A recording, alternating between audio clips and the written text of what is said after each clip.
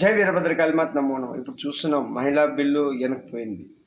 తర్వాత మీ నియోజకవర్గాలు ఇన్ని 800 పైన వస్తాయి పార్లమెంట్ స్థానాలు, ఇవన్నీ అసెంబ్లీ స్థానాలు పెంపు, ఇవన్నీ హెచ్చరికలు. ఇంకా వీరభద్రుడు వచ్చినాడు, ఆయన వచ్చి నడిపిస్తాడు. ఇంకా మీ రాజ్యాంగానికి చెల్లు చీటి వీరభద్ర రాజ్యాంగం నడుస్తుంది. ఇంక వీరభద్ర వీరభోగ వసంతరాయుడు వస్తున్నాడు నాన్న.